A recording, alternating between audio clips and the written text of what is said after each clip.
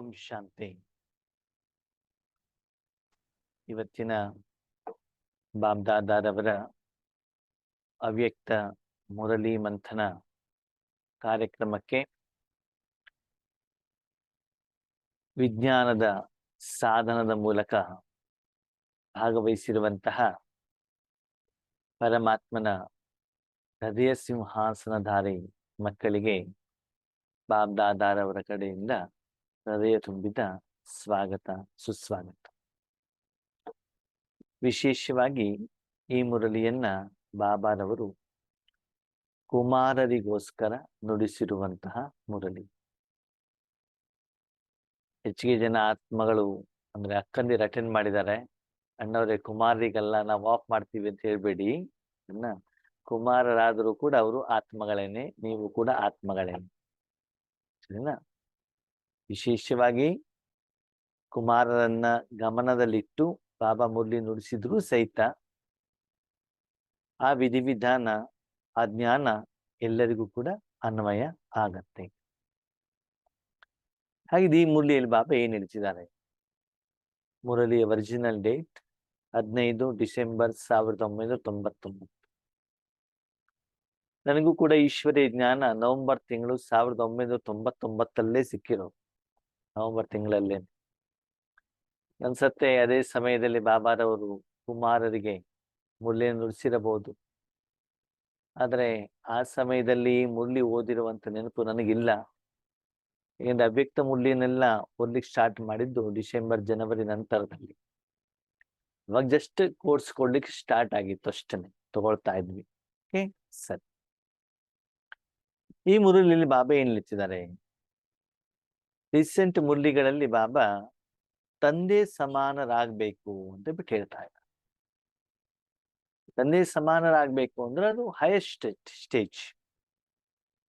ಭಗವಂತ ಪ್ರಪಂಚದಲ್ಲಿ ಯಾರತ್ರ ಏನನ್ನು ನಿರೀಕ್ಷೆನೂ ಮಾಡೋದಿಲ್ಲ, ಯಾರತ್ರ ಏನು ತೆಗೆದುಕೊಳ್ಳೋದು ಇಲ್ಲ. ಆದ್ರೆ ಸದಾ ಬೇರೆಯವರಿಗೆ ಕೊಡುವಂತ ಮನೋಭಾವ ಇರುತ್ತೆ, ಸದಾ ಕೊಡ್ತಾ ಇರ್ತಾರೆ. ಬೇರೆಯವರ ಒಳ್ಳೇದಾಗ್ಬೇಕು, ಒಳಿತಾಗ್ಬೇಕು, ಕಲ್ಯಾಣವಾಗ್ಬೇಕು ಹೇಳುವಂತ ಮನೋಭಾವದ ಜೊತೆಗೆ ಅವರಿಗೆ ಸಹಯೋಗವನ್ನು, ಜೊತೆಯನ್ನು ಕೂಡ ಬಾಬಾ ಕೊಡ್ತಾ ಇರ್ತಾರೆ. ಹಾಗೆ ಇಲ್ಲಿ ಬಾಬಾ ಹೇಳ್ತಾರೆ, ತಂದೆ ಸಮಾನ ಆಗುವಂತ ಸಹಜ ಪುರುಷಾರ್ಥ. ಆದ್ಮೇಲೆ ಒಂದು ಶಬ್ದವನ್ನು ಅರ್ಥ ಮಾಡ್ಕೊಳ್ಳಿ, ಪುರುಷ ಅರ್ಥ. ಏನು ನೀವು ಸಾಧನೆ, ಕರ್ಮ, ಕಾರ್ಯವನ್ನ ಮಾಡ್ತಾ ಇದ್ದೀರೋ ಅದರ ಫಲ ಪುರುಷನಲ್ಲಿ, ಆತ್ಮನಲ್ಲಿ ಪರಿವರ್ತನೆ ಆಗಬೇಕು. ಆತ್ಮನಿಗೋಸ್ಕರ ನೀವು ಮಾಡ್ತಾ ಇದ್ದೀರಾ. ನಿಮ್ಮ ಬ್ಯಾಂಕ್ ಬ್ಯಾಲೆನ್ಸ್ ಆಗ್ಲಿ, ನಿಮ್ಮ ಒಡವೆಗಳಾಗ್ಲಿ, ಬಟ್ಟೆಗಳಾಗ್ಲಿ, ನಿಮ್ಮ ಸಂಬಂಧಿಗಳಾಗ್ಲಿ, ಮಕ್ಕಳು ಮೊಮ್ಮಕ್ಕಳಾಗ್ಲಿ, ಬಿಲ್ಡಿಂಗ್ಗಳಾಗ್ಲಿ, ಕೆಲಸ ಕಾರ್ಯ ವ್ಯವಹಾರ ಆಗ್ಲಿ, ಇದರಲ್ಲಿ ಪರಿವರ್ತನೆ ಅಲ್ಲ. ಏನು ಈ ಕರ್ಮದ ಫಲಿತಾಂಶ ಇದೆ, ಪರಿಣಾಮ ಇದೆ, ಅದು ಆತ್ಮನ ಅಕೌಂಟ್ನಲ್ಲಿ ಏನಾಗ್ಬೇಕು? ಬದಲಾವಣೆ ಹೇಳುವಂಥದ್ದಾಗಬೇಕು. ಭಲೆ ಎದುರುಗಡೆ ಆತ್ಮನಿಗೆ ಕೊಡಿ, ಏನ್ ತೊಂದರೆ ಇಲ್ಲ. ಮಗನಾಗಿ, ತಂದೆಯಾಗಿ, ಅತ್ತೆಯಾಗಿ, ಸೊಸೆಯಾಗಿ ಕೊಡೋದಲ್ಲ, ಆತ್ಮನಿಗೆ ಕೊಡ್ಬೇಕು. ಇದನ್ನು ಕೊಡುವುದಕ್ಕೋಸ್ಕರನೇ ಭಗವಂತ ಹೇಳ್ತಾ ಇದ್ದಾರೆ. ಆದ್ರೆ ಆ ಅರ್ಥವನ್ನ ನಾವು ತಿಳ್ಕೊಳ್ದೇನೆ ಭಗವಂತನ ಶಕ್ತಿಯನ್ನ, ಈಶ್ವರೀಯ ಸೇವೆಯ ಫಲವನ್ನ ತನು, ಧನ, ಜನರಿಗೋಸ್ಕರ ನಾವು ಉಪಯೋಗ ಮಾಡ್ತಾ ಇದ್ದೀವಿ. ಅದಕ್ಕೆ ಬಾಬಾ ಪ್ರೀತಿಯಿಂದ ಹೇಳಿದ್ದಾಯ್ತು, ಮಧುರ ಮಕ್ಕಳೇ ಅಂತ. ನೀವು ಕೇಳಿರುವಂತ ಕೆಲಸವನ್ನ ಸಹಯೋಗ ಮಾಡಿ, ಸಹಾಯ ಮಾಡಿನೂ ನಿಮ್ಗೆ ಸಹಾಯ ಮಾಡಿದ್ದಾಯ್ತು. ಖುಷಿಯಿಂದನೂ ಹೇಳಿದ್ದಾಯ್ತು, ಜೊತೆಲಿದ್ದು ಹೇಳಿದ್ದಾಯ್ತು. ಈಗ ಬಾಬಾ ಏನ್ ಹೇಳ್ತಿದ್ದಾರೆ? ಆಜ್ಞೆಯನ್ನ ಹೊಡಿಸ್ತಾ ಇದ್ದಾರೆ, ಮಕ್ಕಳೇ ಇದನ್ನು ನೀವು ಮಾಡಲೇಬೇಕು ಅಂತ. ಹೇಗೆ ಲೌಕಿಕದಲ್ಲಿ ಸರ್ಕಾರದವರು ತಮ್ಮ ಯಾರು ಕೆಲಸಗಾರರಿಗೆ ಅಪಾಯಿಂಟ್ಮೆಂಟ್ ಯಾರಿಗೆ ಮಾಡಿರ್ತಾರಲ್ಲ, ಅವ್ರಿಗೆ ಆಜ್ಞೆಯನ್ನ ಹೊಡಿಸ್ತಾರ. ಏನಂತ? ಇಲ್ಲೂ ತುಂಬಾ ಸೀರಿಯಸ್ ಗಲಾಟೆಗಳಾದ್ರೆ ಏನ್ ಹೇಳ್ತಾರೆ ಅಂತಂದ್ರೆ, ಕಂಡಲ್ಲಿ ಗುಂಡು ಅಂತ ಹೇಳ್ತಾರೆ. ಮನೆಯಿಂದ ಹೊರಗಡೆ ಬಂದ್ಬಿಟ್ಟು ಗುಂಡು ಹೊಡೆದ್ ಬಿಡೋರು. ಯಾಕೆ ಬಂದಿದ್ದಾರೆ, ಏನೋ ಬಂದಿದೆ ಅಂತ ಕೇಳಲಿಬೇಡ. ಹೇಗೆ ಬಾಬಾ ಇವತ್ತು ಮಧುರಂತೆಯಿಂದ ಹೇಳುವಂತ ಸಮಯ ಮುಗೀತು. ಈಗ ಸ್ಟ್ರಾಂಗ್ ಆಗಿ ಆಜ್ಞೆಯ ರೂಪದಲ್ಲಿ ಬಾಬಾ ಹೇಳ್ತಿದ್ದಾರೆ, ಮಕ್ಕಳೇ ಇದನ್ನು ಮಾಡ್ಲೇಬೇಕು. ಯಾಕೆ ಹೇಳ್ತಿದ್ದಾರೆ? ಕಾರಣ ಇಷ್ಟೇ, ಮಕ್ಕಳನ್ನ ಬೇಜಾರು ಮಾಡಬೇಕು ಅನ್ನುವಂತ ಉದ್ದೇಶ ಅಲ್ಲ. ಮಕ್ಕಳು ಇಷ್ಟು ಸ್ಟ್ರಾಂಗ್ ಆಗಿ ನಾನು ಹೇಳಲಿಲ್ಲ, ನೀವು ಕಾರ್ಯದಲ್ಲಿ ತಂದಿಲ್ಲ ಅಂತಂದ್ರೆ ಮುಂದಿನ ದಿನಗಳು ಇಂಥ ವಿಷಮ ಪರಿಸ್ಥಿತಿಗಳು ಬರ್ತಾ ಇದ್ದಾವೆ. ಇಂತಹ ವಿಕಾರ, ಇಂತಹ ದುಃಖ, ನಿಮ್ಮದೇ ಕರ್ಮದ ಲೆಕ್ಕಾಚಾರಗಳು ಮತ್ತು ವಿನಾಶ ಬರ್ತಾ ಇದೆ. ಆ ಸಮಯದಲ್ಲಿ ನೀವು ಆ ವಾತಾವರಣವನ್ನ ಎದುರಿಸಲಿಕ್ಕೆ ಆಗೋದಿಲ್ಲ. ಅಷ್ಟು ನೀವೇ ಮಾಡಿರುವಂತ ಕರ್ಮದ ಫಲ ಪರ್ವತದ ರೂಪದಲ್ಲಿ, ಸುನಾಮಿಯ ರೂಪದಲ್ಲಿ, ಚಂಡಮಾರುತ ರೂಪದಲ್ಲಿ, ನಿರಾಕಾರ ರೂಪದಲ್ಲಿ ನಿಮಗೆ ಬಂದ್ಬಿಟ್ಟು ಅಪ್ಪಳಿಸುತ್ತೆ. ಆವಾಗ ನಿಮಗೆ ರಾಜಯೋಗ ಮಾಡೋದಿಲ್ಲಿ, ದಿನನಿತ್ಯ ಕರ್ಮ ಮಾಡೋದು ಕೂಡ ಕಷ್ಟವಾಗತ್ತೆ. ಆ ಕಷ್ಟ ತನ್ನ ಮಕ್ಕಳಿಗೆ ಬರಬಾರದು, ತೊಂದರೆ ಆಗಬಾರದು ಹೇಳುವಂತ ಇಚ್ಛೆ, ಸದಿಚ್ಛೆ ನಿಮ್ಮ ತಂದೆ ಪರಮಾತ್ಮ. ಅದಕ್ಕಾಗಿ ಪರಮಾತ್ಮ ಹೇಳ್ತಿದ್ದಾರೆ, ಮಕ್ಕಳೇ ನಾನು ಆಜ್ಞೆ ಹೊಡಿಸ್ತಾ ಇದ್ದೇನೆ, ಅದನ್ನು ಫಾಲೋ ಮಾಡಿ. ಬಾಬಾ ಏನ್ ಹೇಳ್ತಿದ್ದಾರೆ ಮಕ್ಕಳೇ, ಇವತ್ತು ಬಾಬ್ದಾದಾರವರು ತನ್ನ ಹೋಲಿ ಹಂಸ ಮಂಡಳಿಯನ್ನು ನೋಡ್ತಾ ಇದ್ದಾರೆ. ಹೋಲಿ ಹಂಸ ಅಂತಂದ್ರೆ ಏನು? ಬಾಬಾ ಹೇಳ್ತಾರೆ, ಒಂದು ಹೋಲಿ ಹಂಸ, ಇನ್ನೊಂದು ಕಾಗೆ. ಕಾಗೆ ಯಾವಾಗಲೂ ಕಪ್ ಇರ್ತದೆ, ಕಾ ಕಾ ಕಾ ಕಾ ಕಾ ಮಾಡ್ತಾನೆ ಇರ್ತದೆ. ಕಾಗೆ ಅಂತಂದ್ರೆ ಯಾರು? ಹಿಂಗ್ಯಾಕಾಯ್ತು, ಹಂಗಾಕಾಯ್ತು, ಹಿಂಗಾಗ್ಬಾರ್ದಿತ್ತು, ಇಂಥವ್ರ ಜೊತೆ ನನ್ಗೆ ಯಾಕೆ ಮದ್ವೆ ಆಯ್ತು, ಈ ಪತಿ ಇರಬಾರ್ದಿತ್ತು, ಇಂತಹ ಮಕ್ಳು ಹುಟ್ಟಬಾರ್ದಿತ್ತು, ಈ ಊರಲ್ಲಿ ನಾನು ಬರಬಾರ್ದಿತ್ತು, ನನಗೆ ಮದ್ವೆ ಆಗೋ ಮೊದ್ಲು ಬಾಬಾ ಯಾಕೆ ಸಿಗ್ಲಿಲ್ಲ. ಹೀಗೆ ಯಾವಾಗಲೂ ಬೆಳಗಿಂದ ಸಾಯಂಕಾಲದವರೆಗೆ ತನ್ನಲ್ಲಿ ತಾನು ಪ್ರಶ್ನೆ ಮಾಡುವಂಥದ್ದು, ಮನೆಗಳಲ್ಲಿ ಪ್ರಶ್ನೆ ಮಾಡುವಂಥದ್ದು, ಬಾಬನ್ ಜೊತೆ ಪ್ರಶ್ನೆ ಮಾಡುದು, ಯಾವಾಗಲೂ ಕೂಗ್ತಾ ಇರೋದು, ಅಳತಾ ಇರೋದು, ಬೇಡ್ತಾ ಇರೋದು. ಇದು ಯಾರ ಕೆಲಸ? ಕಾಗೆಗಳ ಕೆಲಸ. ಕಾಗೆ ಕಾ ಕಾ ಕಾ ಮಾಡ್ದೇನ್ ಮಾಡ್ತಾರೆ, ಜನ ಕಲ್ತವ್ರು ನೋಡಿಸ್ತಾರ, ಓದು ಎದೋಗ್ ನೀನು ಅಂತ ಹೇಳ್ಬಿಟ್ಟು, ಬಿಡ್ಬೇಡ ತೊಂದ್ರೆ ಆಗತ್ತೆ ನಮಗೆ ಅಂತ. ಹಾಗೆ ಬಾಯಿಂದ ಆಗ್ಲಿ, ಮನಸ್ಸಿನಿಂದ ಆಗ್ಲಿ, ಸಂಕಲ್ಪಗಳಿಂದಾಗ್ಲಿ ನಡೆದಿರುವಂತ ಘಟನಾವಳಿಗಳ ಬಗ್ಗೆ ನಾವೇನ್ ಮಾಡ್ತೀವಿ, ಸಫಲತೆ ಇಲ್ಲದೇ ಇರುವಂತ ಕಾರಣದಿಂದ ತನ್ನನ್ನು ತಾನು ದೂಷಿಸಿಕೊಳ್ತಾ, ಪರಮಾತ್ಮನನ್ನು ದೂಷಿಸ್ತಾ, ರಾಮವನ್ನು ದೂಷಿಸ್ತಾ, ಯಾವಾಗ್ಲೂ ಮನಸ್ತಾಪಗಳು, ಖುಷಿ ಇಲ್ಲವೇ ಇಲ್ಲ. ಇಂಥವ್ರು ಯಾರು? ಕಾಗೆಗಳು. ಬಾಬಾ ಹೇಳ್ತಾರೆ, ಹೋಲಿ ಹಂಸರು ಅಂತಂದ್ರೆ ಯಾರು? ಸದಾ ಒಳ್ಳೆಯದನ್ನೇ ಆಯ್ಕೆ ಮಾಡಿ, ಒಳ್ಳೆಯದನ್ನೇ ಸ್ವೀಕಾರ ಮಾಡಿ, ಒಳ್ಳೆಯದನ್ನೇ ತನ್ನ ಜೀವನದಲ್ಲಿ ಕಾರ್ಯಗತ ಮಾಡಿ, ಆರೋಗ್ಯಕರವಾಗಿ ಸದಾ ಬೆಳ್ಳಗಿರುವಂಥವ್ರು. ಇಷ್ಟು ಸುಂದರವಾದ ಮಾತನ್ನು ಬಾಬಾ ಹೇಳ್ತಾರೆ. ಹೋಲಿ ಹಂಸನಿಗೆ ಹಾಲು ಮತ್ತು ನೀರನ್ನು ಮಿಕ್ಸ್ ಮಾಡಿ ಕೊಟ್ಟರೆ ಅದು ಹಾಲನ್ನು ಮಾತ್ರ ಸ್ವೀಕಾರ ಮಾಡತ್ತಂತೆ, ನೀರನ್ನು ಕೂಡ ಬಿಟ್ಬಿಡ್ತದೆ. ಅಂದ್ರೆ ಬಾಬಾ ಹೇಳ್ತಾ ಇರೋದ್ರಲ್ಲಿ ಸೂಕ್ಷ್ಮ ಮಾತು ಏನು ಅಂತಂದ್ರೆ, ಆತ್ಮೀಯರೇ, ಈ ಪ್ರಪಂಚದಲ್ಲಿ ಹೋಲಿ ಹಂಸ ಸಮಾನ ಸುಖದಿಂದ ಇರುವಂತ ನಿರಾಕಾರ ಮತ್ತು ಸಾಕಾರ ವಸ್ತುಗಳು, ವಿಷಯಗಳು, ಜ್ಞಾನಗಳು, ಎಲ್ಲ ವಿಧಿವಿಧಾನಗಳು ಕೂಡ ಇದ್ದಾವೆ. ಅದೇ ರೀತಿ ಆರೋಗ್ಯ ಹಾಳು ಮಾಡುವಂತ ಸ್ಥೂಲವಾಗಿ masala puri, panipuri, gobi manchuri, ice cream, non vegetarian, ಆಮೇಲೆ ಡ್ರಿಂಕ್ಸ್ಗಳು, ಗುಟ್ಕಾಗಳು, ಪಾನ್ಬೀಡ, ಮಸಾಲೆಗಳು, ಯಾವುದನ್ನು ಜನ ಇವತ್ತು ಹೆಚ್ಚಿಗೆ ಆಸಕ್ತಿ ವಹಿಸಿ ಇಂದ್ರಿಯ ಸುಖಕ್ಕೋಸ್ಕರ ಅನುಭವ ಮಾಡ್ತಾ ಇದ್ದಾರೆ, ಅದರಿಂದ ಶಾರೀರಿಕ ಆರೋಗ್ಯ ಹಾಳು ಮಾಡ್ಕೊಳ್ತಾ ಇದ್ದಾರೆ. ಇದು ಶಾರೀರಿಕವಾಗಿ. ಹಾಗೆ ಸೂಕ್ಷ್ಮದಲ್ಲೂ ಕೂಡ ಫಿಲ್ಮ್ಗಳು, ಯೋಚನೆಗಳು, ಹೊಟ್ಟೆ ಕಿಚ್ಚು, ಕಾಮ, ಕ್ರೋಧ, ಲೋಭ, ಮೋಹ, ಅಹಂಕಾರ, ಪರಮತ, ಸ್ವಮತ, ವಿಕಾರ, ರಾವಣ, ಇದೆಲ್ಲ ತುಂಬ್ಕೊಂಡ್ಬಿಟ್ಟಿದೆ. ಹಾಗೆ ಪರಮಾತ್ಮನಿಂದ ಸಿಗುವಂತ ಶಾಂತಿ, ಪ್ರೀತಿ, ಸ್ನೇಹ, ಸುಖ, ಸಂತೋಷ, ಆನಂದ, ಪುರುಷಾರ್ಥ, ಸೇವೆ, ಆತ್ಮಿಕ ಉನ್ನತಿ, ಆತ್ಮಿಕ ಪರಿವರ್ತನೆ, ವಿಶ್ವ ಪರಿವರ್ತನೆ, ಶುಭ ಭಾವನೆ, ಶುಭ ಕಾಮನೆ, ಹೀಗೆ ಆತ್ಮೀಯರೇ ಪ್ರಪಂಚದಲ್ಲಿ ನಿಮಗೆ ಆಯ್ಕೆ ಮಾಡಲಿಕ್ಕೆ ಸಂಗಮ ಯುಗದಲ್ಲಿ ಎರಡೂ ಕೂಡ ಇದೆ. ಹೋಲಿ ಹಂಸ ಆಗಿರುವಂಥವ್ರು ತನ್ನ ಆರೋಗ್ಯಕ್ಕೋಸ್ಕರ, ತನ್ನ ಒಳಿತಿಗೋಸ್ಕರ, ವಿಶ್ವ ಕಲ್ಯಾಣಕ್ಕೋಸ್ಕರ, ಸರ್ವರ ಒಳಿತಿಗೋಸ್ಕರ ಒಳ್ಳೆಯದನ್ನೇ ಆಯ್ಕೆ ಮಾಡಿ, ಒಳ್ಳೆಯ ಆಹಾರವನ್ನು ಸ್ವೀಕಾರ ಮಾಡ್ತಾ, ಬೇರೆಯವರಿಗೂ ಒಳ್ಳೆಯ ಆಹಾರವನ್ನ ಕೊಡ್ತಾ, ಸದಾ ಪರಿಶುದ್ಧ, ಪವಿತ್ರ, ಸ್ವಚ್ಛ, ಸುಖಮಯ, ಆನಂದಮಯ ಜೀವನವನ್ನು ನಡೆಸ್ತಾ, ದುಃಖದ ನಾಮ ಕ್ಲೇಶ ಒಂದು ಹನಿಯನ್ನು ಕೂಡ ಅಂಟಿಸಿಕೊಳ್ಳದೇನೆ ಕಮಲದ ಹೂವಿನ ಸಮಾನ ಇರುವಂತ ಹೋಲಿ ಹಂಸ ಮಂಡಳಿಯನ್ನು ಬಾಬಾ ನೋಡ್ತಾ ಇದ್ದಾರೆ. ವರ್ತಮಾನ ಸಮಯದಲ್ಲಿ ನೀವು ನೋಡ್ತೀರ, ದೊಡ್ಡ ದೊಡ್ಡ ಮಾಲ್ಗಳಲ್ಲಿ ಹೋದ್ರೆ ಲಕ್ಷಾಂತರ ವೆರೈಟಿ ಐಟಮ್ಗಳು ಇರ್ತವೆ, ಗ್ರಾಹಕರು ಕೂಡ ಸಾವಿರಾರು ಜನ ಇರ್ತಾರೆ. ಆದ್ರೆ ಅಲ್ಲಿರುವಂತದ್ದು ಒಳ್ಳೇದು ಇದೆ, ಕೆಟ್ಟದ್ದು ಇದೆ. ಆತ್ಮೀಯರೇ, ಯಾರು ಯಾವ್ದನ್ನ ಆಯ್ಕೆ ಮಾಡ್ಕೊಂಡ್ ಬರ್ತಾರೋ ಯಾವುದನ್ನು ಸ್ವೀಕಾರ ಮಾಡ್ತಾರೋ ಅದರ ಆಧಾರದ ಮೇಲೆ ಅವರ ಜೀವನ ಅವಲಂಬಿತವಾಗಿರ್ತದೆ. ಇಷ್ಟೆಲ್ಲ ಜ್ಞಾನ ಕೊಟ್ಟಿರುವಂತ ಭಗವಂತ ಇವತ್ತು ನನ್ನ ಮಕ್ಕಳು ಇಷ್ಟು ಜನ ಹೋಲಿ ಅಂಶಗಳಾಗಿದ್ದಾರೆ, ಒಳ್ಳೆಯದನ್ನ ಮಾತ್ರ ಸ್ವೀಕಾರ ಮಾಡ್ತಿದ್ದಾರೆ. ಇದು ಪ್ರಶ್ನೆ ಯಾವುದು? ಒಳ್ಳೆಯದು ಯಾವುದು? ಅವರಿಗೆ ಮುಂದಿನ ವಾಕ್ಯದಲ್ಲಿ ಹೇಳ್ತಾರೆ, ಸದಾ ಜ್ಞಾನ ರತ್ನಗಳ ಮನನವನ್ನ ಯಾರು ಮಾಡ್ತಾರೋ. ನೋಡಿ, ನಾವು ಯಾವ ಆಹಾರವನ್ನ ತಿಂದಿರ್ತೀವೋ ಅದೇ ಏನಾಗ್ತದೆ, ಪುನಃ ಪುನಃ ಹೊರಗಡೆಗೆ ಬರ್ತಾ ಇರ್ತದೆ, ಅದನ್ನೇ ನಾವು ಮೆಲುಕಾಗ್ತಾ ಇರ್ತೀವಿ ಅಲ್ವಾ. ಅದೇ ರೀತಿ ಸದಾಕಾಲ ಭಗವಂತ ಆ ದಿನ ಕೊಡುವಂತ ಮುರಳಿಯ ಪಾಯಿಂಟ್ಸ್ಗಳು, ಜ್ಞಾನದ ಚಿಂತನ, ಮನನ, ವಿಚಾರ ಸಾಗರ ಮಂಥನ, ಸೇವೆಯ ಬಗ್ಗೆ ತಿಳುವಳಿಕೆ, ಜ್ಞಾನವನ್ನು ತಿಳಿಯುವಂಥದ್ದು, ತಿಳಿಸುವಂಥದ್ದು, ಸದಾ ಜ್ಞಾನದ ಬಗ್ಗೆನೇ ಚಿಂತನೆ ಮಾಡುವಂಥವ್ರು ಅವರು ಬಾಬಾ ಹೇಳ್ತಾರೆ ಹೋಲಿ ಅಂಶರು. ಇನ್ನು ಕೆಲವರು ತಮ್ಮ ನೌಕರಿ, ಇನ್ಕ್ರಿಮೆಂಟು, ಪ್ರಮೋಷನ್ನು, ರಜೆ, ಬಟ್ಟೆ, ಹಬ್ಬ, ಮಕ್ಕಳು, ಮೊಮ್ಮಕ್ಕಳು, ಮದುವೆ, ಆರೋಗ್ಯ, ಲೆಕ್ಕಾಚಾರ, ಇದೆಲ್ಲ ಯಾರು ಯಾರ ಬಗ್ಗೆ ಚಿಂತನೆಯನ್ನ ಮಾಡ್ತಾ ಇದ್ದಾರೆ? ಆಗೋಗಿರೋದು, ಮುಂದಾಗುವಂಥದ್ದು, ಇದೆಲ್ಲದರ ಬಗ್ಗೆ ಚಿಂತೆಯನ್ನ ಮಾಡುವಂಥವ್ರು ಯಾರು? ಅದಕ್ಕಾಗಿ ಹೇಳ್ತಾರೆ, ಯಾವ ಮಗು ಪರಮಾತ್ಮ ಮತ್ತು ಪರಮಾತ್ಮ ಕೊಡುವಂತ ಆಹಾರ, ನಿರಾಕಾರ ಆಹಾರ, ಆತ್ಮೀಯರೇ, ಪರಮಾತ್ಮ ಡೈರೆಕ್ಟ್ ಕೊಡುವಂತ ಆಹಾರನೇ ಹೊರತು ಪರಮಾತ್ಮನ ಮೂಲಕ ಬೇರೆ ಯಾವುದೋ ಬ್ರಾಹ್ಮಣ ಆತ್ಮರಿಂದ ಸಿಗುವಂತ ಅವರ ಒಂದು ವಿಷಯಗಳು, ಅವರ ಒಂದು ಅನುಭವಗಳು ಸೇರಿಕೊಂಡಿರುವಂತ ಆಹಾರ ಅಲ್ಲ.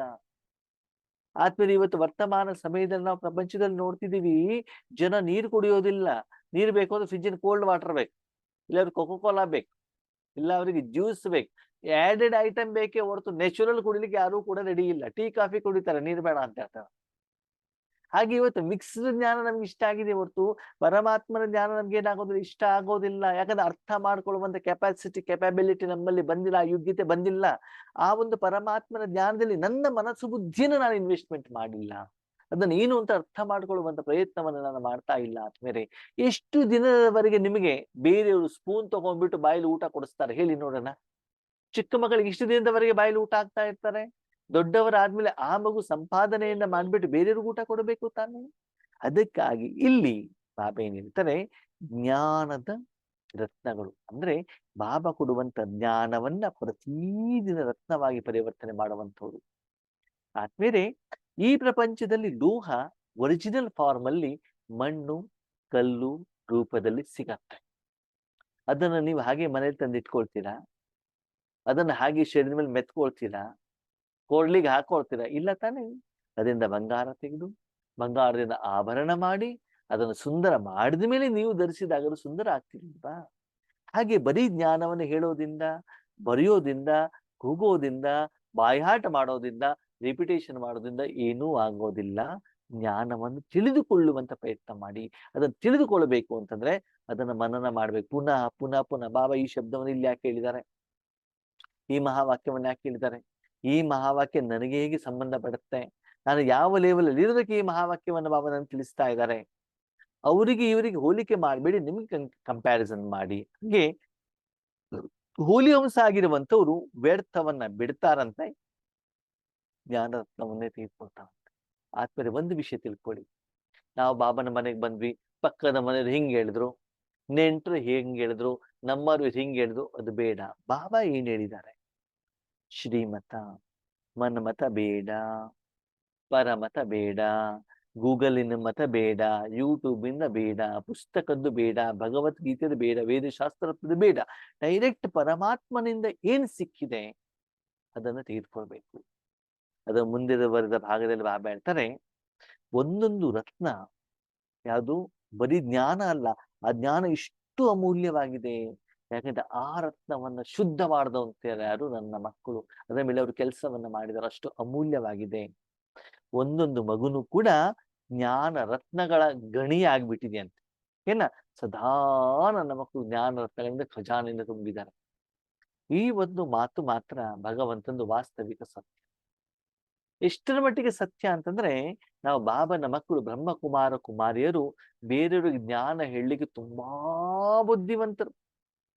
ನಿರಂತರವಾಗಿ ಬಾಬಾ ಹಿಂಗ್ ಹೇಳಿದಾರೆ, ಈ ಮುಳ್ಳಿಲಿ ಹಿಂಗ್ ಹೇಳಿದಾರೆ, ನೀವ್ ಹೀಗಾಗ್ಬೇಕು, ನೀವ್ ಹೀಗಾಗ್ಬೇಕು, ನಿದ್ರೆ ಮಾಡಬಾರ್ದು, ಜುಟ್ಕ ಹೊಡಿಬಾರ್ದು, ಈ ರೀತಿ ಇರ್ಬೇಕು, ಹೀಗೆ ಯೋಗ ಮಾಡ್ಬೇಕು ಅಂತ ಬೇರೆಯವ್ರಿಗೆ ಜ್ಞಾನ ಹೇಳಿಕ್ಕೆ ತುಂಬಾ ಯಾರು ಬುದ್ಧಿವಂತರಾಗಿದ್ದಾರೆ, ಬಾಬನ ಜ್ಞಾನವನ್ನ ತೆಗೆದುಕೊಂಡು ಇಲ್ಲಿವರೆಗೆ ಮಕ್ಕಳಿದ್ದಾರೆ, ಜ್ಞಾನ ಬೇರೆಯವ್ರಿಗೆ ತಿಳಿಸ್ತಾ ಇದ್ದಾರೆ. ಓಕೆನಾ? ಒಂದು ದಿನ ಕೋರ್ಸ್ ತಗೊಂಡಿರುವಂತ ಮಗುವನ್ನು ಕೂಡ ನಶೆ ಬಂದ್ಬಿಡ್ತದೆ, ನಾನು ಜ್ಞಾನ ತಿಳಿಸ್ಬೇಕು ಅಂತ. ಮಕ್ಕಳೇ, ಇದು ನೀವು ಆಗಿದ್ದೀರಿ. ಆದರೆ ಇವತ್ತು ಬಾಬಾ ಏನ್ ಹೇಳ್ತಿದ್ದಾರೆ, ಬಾಬಾ ಯಾವ್ದನ್ನು ಚೆಕ್ ಮಾಡ್ತಾ ಇದ್ದಾರೆ. ಯಾವ ಸಬ್ಜೆಕ್ಟ್ ಇಂದ ಟೆಸ್ಟಿಂಗ್ ಇವತ್ತು ನಡೀತಾ ಇದೆ.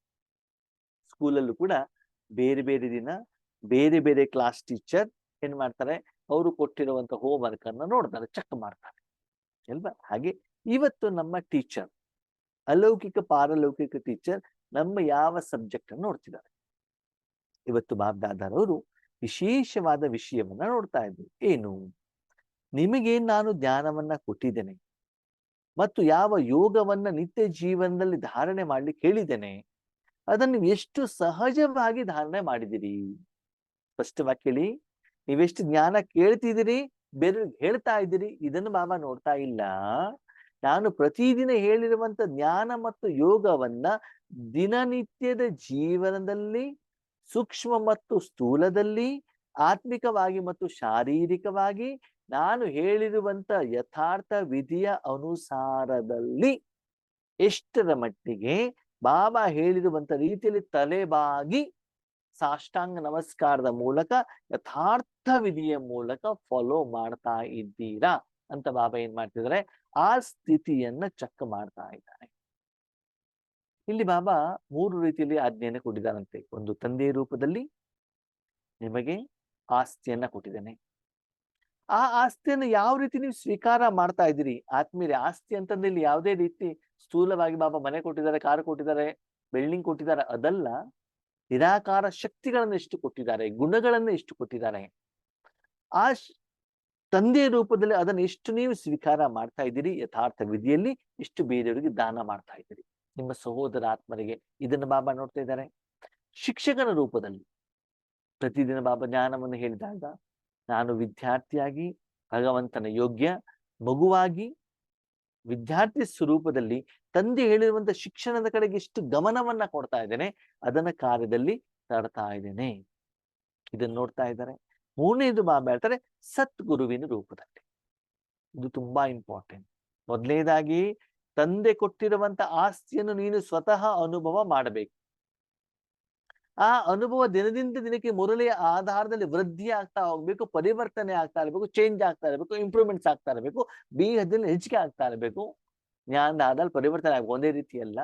3ನೇದು ಸದ್ಗುರುವಿನ ರೂಪದಲ್ಲಿ ಬೇರೆಯವರಿಗೆ ಸದ್ಗತಿಯನ್ನ ಪಡೆಯಲಿಕ್ಕೆ ಅಥವಾ ನಿನಗೆ ಸತ್ಯವಾಗಿರೋದನ್ನ ಎಷ್ಟು ಕೊಡ್ತಾ ಇದೀಯಾ. ಇದು ಪ್ರಶ್ನೆ. ಸತ್ಯ ಯಾವುದು ಆದ್ಮೇಲೆ ಈಗ ಹೇಳಿ, ಶರೀರ ಇಷ್ಟೆಲ್ಲ ಸೆಕೆಯಿಂದ ಇದೆಯಲ್ಲ, ಶರೀರ ಏನ್ ಕೇಳುತ್ತೆ? ಶರೀರದ ಮೈ ಮೇಲೂ ನೀರು ಬೇಕು ಸ್ನಾನದಿಂದ. ಅಣ್ಣವ್ರೆ ಬಿಸಿ ನೀರು ಬೇಡ, ಇವಾಗ ತುಂಬಾ ಬಿಸಿ ಆಗ್ಬಿಡ್ತದೆ, ನಾರ್ಮಲ್ ನೀರಿದ್ರೆ ಸಾಕು, ತಂಪು ನೀರು ಬೇಡ. ಒಳಗಡೆನೂ ಕೂಡ ತಂಪು ನೀರು ಬೇಡ ಅಣ್ಣವ್ರೇ, ನಾರ್ಮಲ್ ನೀರಿದ್ರೆ ಸಾಕು. ತಂಪು ನೀರು ಕುಡ್ಬಿಟ್ರೆ ನೆಗಡಿ ಬಂದ್ಬಿಡ್ತದೆ, ಬಿಸಿ ನೀರು ಕುಡಿದ್ಬಿಟ್ಟು ಇನ್ನೂ ಸೆಕೆ ಬಂದ್ಬಿಡ್ತದೆ. ಅಂದ್ರೆ ಏನರ್ಥ?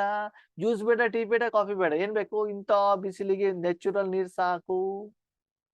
ಹಾಗೆ ಇಲ್ಲಿ ಬಾಬಾ ಹೇಳ್ತಾರೆ, ಭಗವಂತನ ಸಪ್ತ ಗುಣಗಳ ಯಥಾರ್ಥ ಆ ಶಕ್ತಿ ಏನಿದೆ ಅದನ್ನ ಆಸ್ ಇಟ್ ಈಸ್ ನೀನು ಸ್ವೀಕಾರ ಮಾಡಬೇಕು, ಬೇರೆಯವ್ರಿಗೆ ಕೊಡ್ಬೇಕು. ನಾನು ಅವರಿಗೆ ಆ ಕಾಯಿಲೆಗೋಸ್ಕರ ಯೋಗ ಮಾಡ್ತಾ ಇದ್ದೇನೆ, ನಾನು ಇದಕ್ಕೋಸ್ಕರ ಮಾಡ್ತೀನಿ, ಹಣಕ್ಕೋಸ್ಕರ ಮಾಡ್ತೀನಿ, ಪ್ರಮೋಷನ್ಗೋಸ್ಕರ ಅಲ್ಲ. ಸರಿ. ಅದಕ್ಕೆ ಬಾಬಾ ಒಂದು ಸುಂದರವಾದ ಉದಾಹರಣೆ ನೀಡಿದ್ರು. ಆ ಸಮಯದಲ್ಲಿ ಒಡಿಸ್ಸಾದಲ್ಲಿ ಒಂದು ಏನಾಗಿತ್ತಂತೆ, ಚಂಡಮಾರುತ ಬಂದಿತ್ತು. ಚಂಡಮಾರುತ ಬಂದಾಗ ಅಲ್ಲಿ ತುಂಬಾ ಎಲ್ಲ ವಿನಾಶದ ಪ್ರಕ್ರಿಯೆಗಳು ನಡೆದಿದ್ದಾವೆ, ಎಷ್ಟೋ ಜನ ಮನೆಗಳನ್ನ ಕಳ್ಕೊಂಡಿದ್ದಾರೆ. ಆವಾಗ ದೇಶ ವಿದೇಶಗಳಿಂದ ಅಲ್ಲಿ ಸಹಾಯ ಹಸ್ತ, ಬೇರೆ ಬೇರೆ ರಾಜ್ಯಗಳಿಂದ ಸಹಾಯ ಬರ್ತಾ ಇದೆ. ಕೆಲವರು ಬಟ್ಟೆ, ಕೆಲವರು ಊಟ ತಿಂಡಿ, ಕೆಲವರು ಚಪಾತಿ ಆಹಾರ, ಕೆಲವರು ಜನರಿಗೆ ಹೋಗ್ಬಿಟ್ಟು ಸಹಾಯ ಮಾಡಿದರೆ, ಕೆಲವೊಬ್ರು ಮೆಡಿಸಿನ್ಸ್, ಡಾಕ್ಟರ್ ಎಲ್ಲ ಹೋಗಿದ್ದಾರೆ.